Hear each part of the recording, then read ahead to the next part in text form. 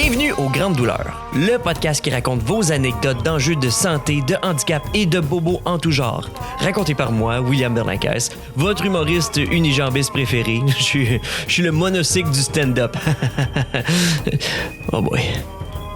À chaque épisode, vous m'envoyez vos histoires, aussi drôles et douloureuses soient-elles, et je les interprète à ma façon. Vous allez voir, on est comme un croisement entre un show à sketch et un documentaire. Dans l'épisode d'aujourd'hui, Kevin Bacon peut se rhabiller.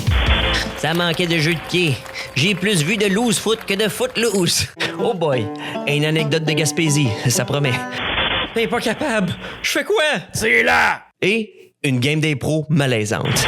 Ça a flyé un bon 2 mètres dans la foule de spectateurs. Vous écoutez Les Grandes Douleurs. Je vous souhaite un excellent épisode. Bonne écoute.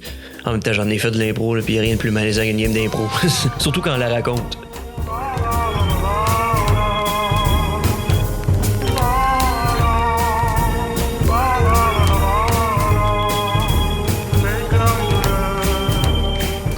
La première anecdote nous vient d'Audrey-Anne et ça va comme suit. J'ai passé un été en Gaspésie et je me suis fracturé un pied. Je conduisais une voiture qui m'a été prêtée par quelqu'un de la place. Une grosse vanne avec un imprimé des Canadiens.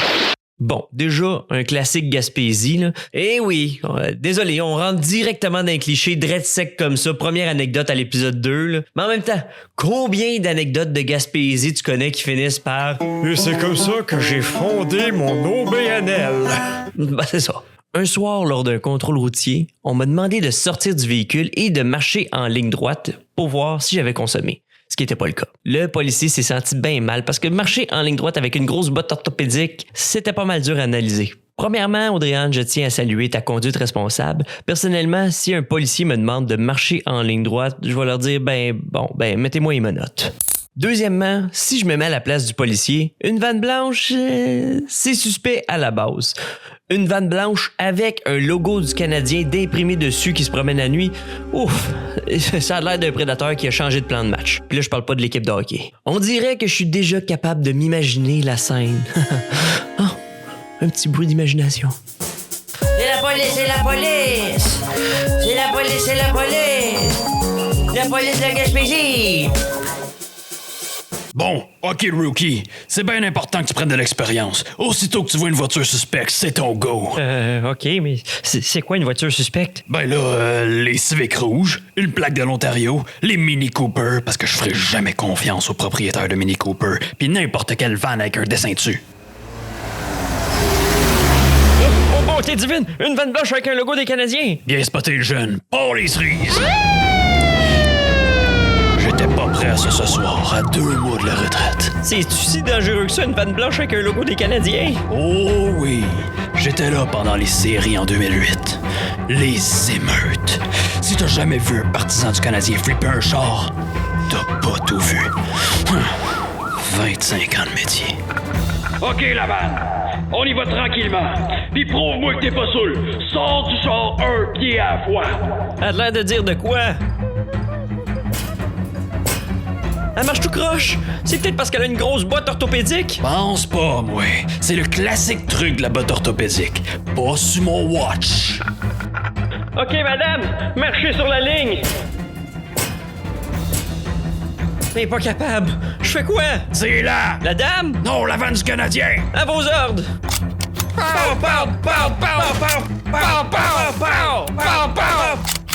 Ça, c'est pour l'échange de piquets sous ban. C'est la police, c'est la police! C'est la police, c'est la police! La police de la Gaspésie! Comme je l'ai dit, je peux même pas m'imaginer être dans une situation comme ça. En plus de devoir expliquer pourquoi t'es dans une botte orthopédique, tu dois expliquer pourquoi tu conduis une vanne blanche avec le logo du CH. Assez ridicule comme situation. C'est fou comment la vie est capable de nous mettre dans une position encore plus vulnérable qu'on l'est déjà.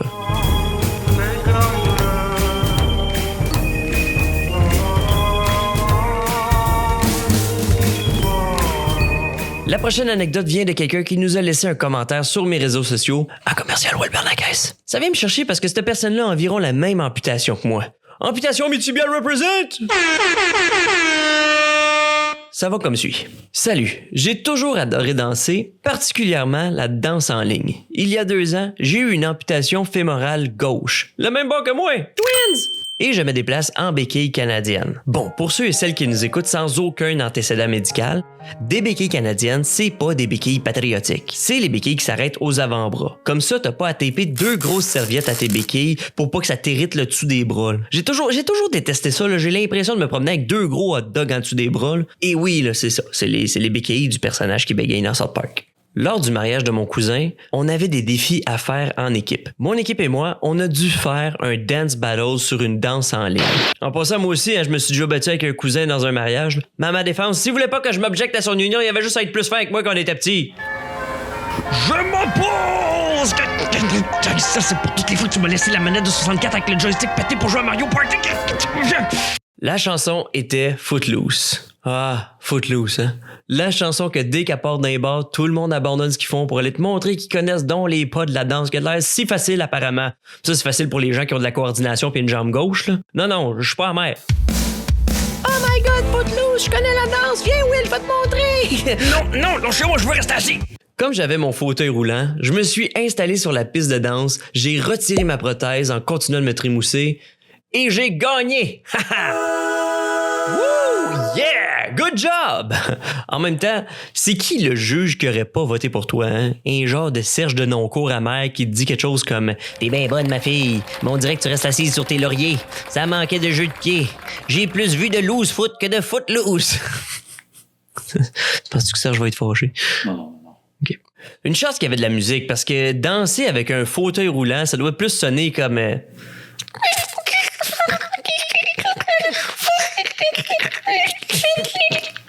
En même temps, j'aurais préféré que le film Footloose ait une scène de danse en fauteuil roulant. Imaginez ça, là. Kevin Bacon dans une usine désaffectée, mais en fauteuil. Bon, les clous et les débris font en sorte que les pneus crèvent, fait qu'il peut pas avancer, mais c'est cool. C'est toujours beau, des anecdotes où nos limitations ne nous limitent pas, quand on peut participer malgré tout et être dans la gang. En tout cas, qui que tu sois, t'es la bienvenue à mon mariage. Mais si tu penses que tu vas gagner facilement le dance battle, je t'attends de pied ferme sur le dance floor. Game on!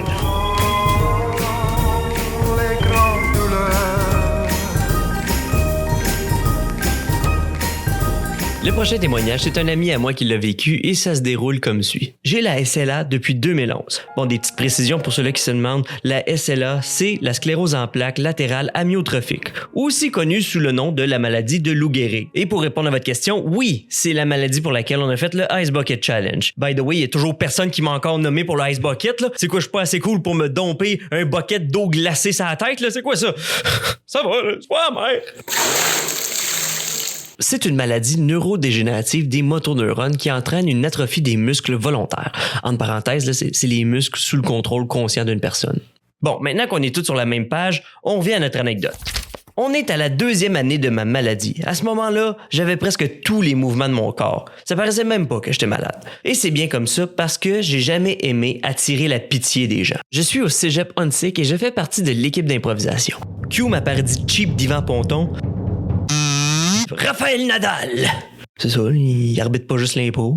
Il y a un tournoi d'impro pendant la fin de semaine à mon cégep, le Powwow, qui inclut plusieurs autres équipes de d'autres écoles. Un an auparavant, j'ai perdu une dent en avant et depuis, je porte un partiel quand je sors de chez moi. Question d'esthétique. Le jour avant le tournoi, je brise mon partiel.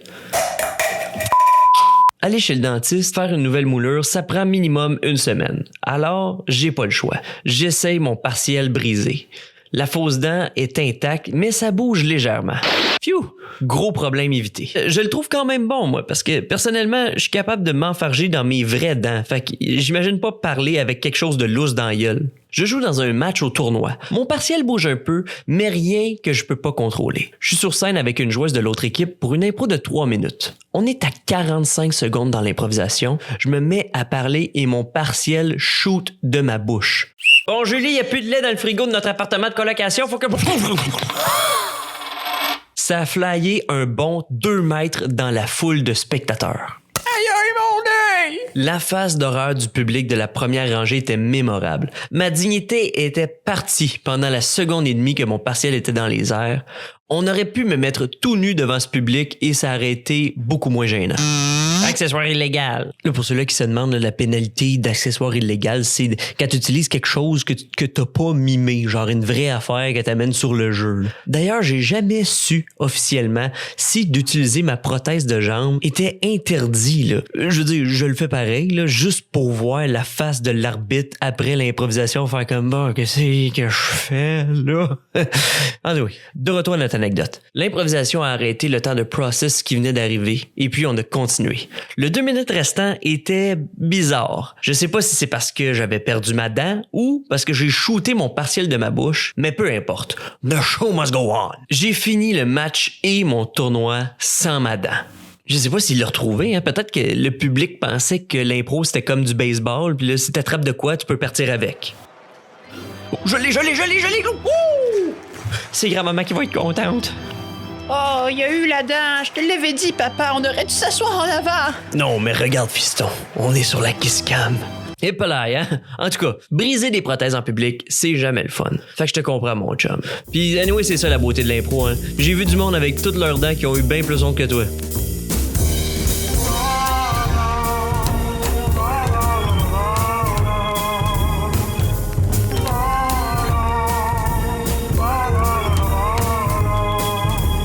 Une chose qu'on peut apprendre de l'épisode d'aujourd'hui, c'est que les seules choses qui nous limitent vraiment, c'est les barrières qu'on se donne nous-mêmes. Que ce soit de danser dans un mariage ou faire le fou sur un stage, tout est à votre portée. Sauf conduire une vanne blanche avec le logo du Canadien. Si jamais vous vous sentez interpellé, vous pouvez faire un don à la Société du SLA du Québec. Le lien est dans la description de l'épisode. Ou vous pouvez toujours me nommer pour un Ice Bucket Challenge. Merci aux gens qui se sont prêtés au jeu et nous ont gracieusement donné de leur vécu. N'oubliez pas de vous abonner pour plus d'histoires et de visiter notre Patreon pour plus d'avantages. La transcription PDF du podcast est aussi disponible gratuitement sur notre Patreon pour les gens malentendants. Et nous, on se retrouve dans un prochain épisode des Grandes Douleurs. Les Grandes Douleurs, c'est au texte William Bernanke, Samuel Lamarche et vous, voix additionnelle de Samuel Lamarche. Les Grandes Douleurs est une idée originale de Samuel Lamarche et William Bernanke. Vous pouvez nous envoyer vos anecdotes au lesgrandesdouleurs@gmail.com. On va les lire et peut-être qu'on va en rire.